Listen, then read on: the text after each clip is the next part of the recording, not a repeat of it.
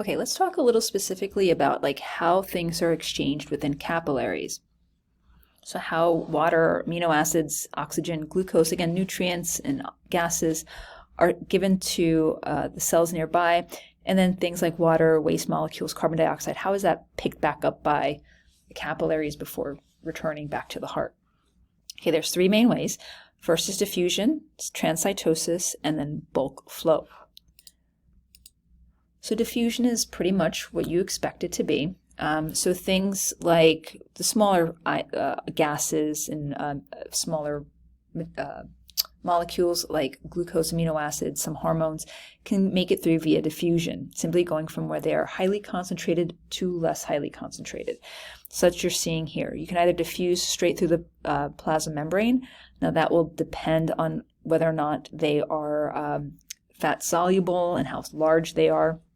They can diffuse through the intercellular cleft, or if there's a pore that is added specifically for diffusion to occur. That's what you're seeing here. So they can either go through lipid bilayer, the fenestrations, or intercellular clefts.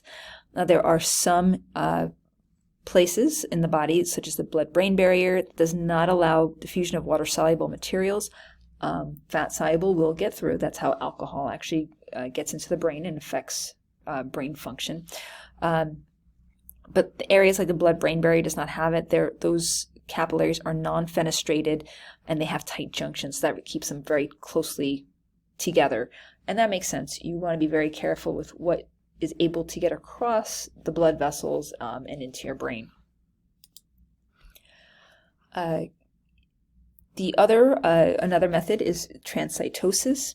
So this is the movement of materials across the endothelium, so across that cell, via tiny vesicles, so as you're seeing here. So transport via vesicles, so things are being picked up on one side, packaged up into a vesicle, and moved to the other side, either direction. So these are larger molecules, things that are lipid non-insoluble, or water soluble is another way to look at that. So you can see a few other examples, insulin, maternal antibodies, things like that.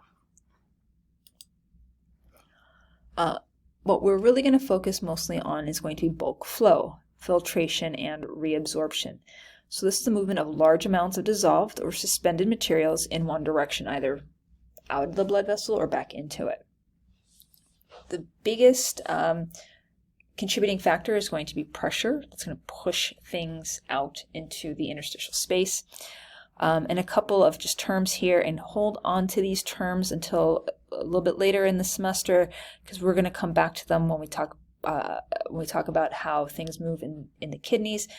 So filtration is the movement of materials into the interstitial space. This is going to be promoted by blood hydrostatic pressure and interstitial fluid osmotic pressure. And I'll show you guys in the next slide exactly what that means. And then reabsorption is the movement from that interstitial space back into the capillaries.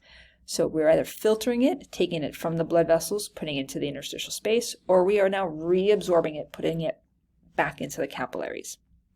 Okay, and this reabsorption is being promoted by blood colloid osmotic pressure. Okay, so let's take a look what that means. All right, so here we have a capillary. This is going to be the arterial end. This is the venule end here. So as blood is flowing from the arterial into the capillary, there is a fairly large amount of blood pressure that is simply going to push the blood out of the capillaries into this interstitial space. Okay, now as water, nutrients, oxygen, gases is flowing out of this capillary, what's happening to the inside of this blood vessels is becoming more and more concentrated, right? We're losing more and more water. So at some point it becomes so concentrated, it basically is, in a sense, hypertonic, which means that it's going to now draw water as well as other ions that might be in that interstitial fluid back into the capillary. So that is how the capillary will reabsorb things. It's due to this blood colloid osmotic pressure. So that osmotic pressure is the draw that a fluid has on water, or a substance has on water. And in this case, the colloid part simply says it's due to proteins. So again, this end, blood pressure is going to push fluids and nutrients out into this interstitial space. And on this end now, it's become so concentrated with proteins that it actually will pull it back into the blood vessel. Okay, and then the blood cells, the plasma, all that will flow back into the veins, back to the lungs, back out to the kidneys, what have you, to be filtered or pick up more oxygen. Now, I will mention, this is going to be important, that not all of the fluid that is pushed out into the interstitial fluid is going to be able to be reabsorbed. Okay, that is going to be the job of the lymphatic capillaries to return any amount of fluid that the capillary cannot pick back up due to that blood colloid osmotic pressure, and return it to the plasma later on. Okay, and then you can see that right here. So about 85% of the fluid is going to be returned to the capillary. That last remaining 15%, which amounts to about 3 liters a day, so that's a significant amount, will be picked up by those lymphatic capillaries. Now, if the filtration or that blood pressure is so high that it's pushing so much fluid into that interstitial space that the capillaries at the venule end can't reabsorb it, what happens is we get swelling or edema that occurs.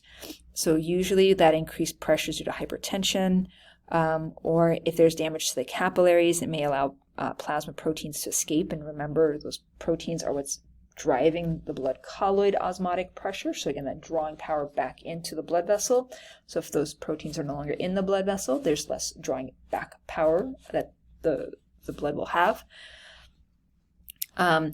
So again, if we have a decrease in those plasma proteins, that can be really bad. Sometimes it also occurs due to liver damage. So what ends up happening is we get edema. Now, you don't need to memorize all these different levels of it, but you can see there's no edema, mild, all the way to severe, where you kind of push into the skin, and then that pit remains for more than 2 minutes. Okay, so hopefully that makes sense to you. If more fluid is escaping the capillaries, then can be reabsorbed either due to hypertension or a lack of those blood proteins, we'll get this buildup of fluids in that interstitial space, which causes swelling to occur. And that swelling is called edema.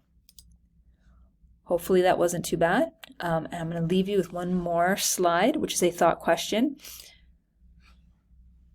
So I think giraffes are fantastic animals, not just because they look crazy, right, with this super huge neck, tiny little head, stick legs in this body, but think about this. And you actually know all this information. You have all the parts. It's kind of like our bodies are like Lego pieces. You can reuse them in slightly different configurations to get a different thing. And that's basically what a giraffe is, right? So let's think about this. So a giraffe's heart is in its chest, just like any other mammal. So think about how strong that heart has to pump blood to get all that blood to go way up to the head, right? Now, at the same time, it's pumping blood down to the feet. How come the giraffe does not have big, thick, swollen, edema-like ankles? What's preventing it from having these big, thick, elephant-like legs instead of these thin, skinny giraffe legs? What about when it moves its head from up here and suddenly goes down to drink water? How come all that blood doesn't just rush right to its head and cause it to pass out? What do you think might be going on? How do we divert blood in times of need from one body part to another? I want you to think about it. This won't be on an exam or anything, but it's a thought question. So feel free to email me with your answers and your thoughts. All right. See you guys in the next section.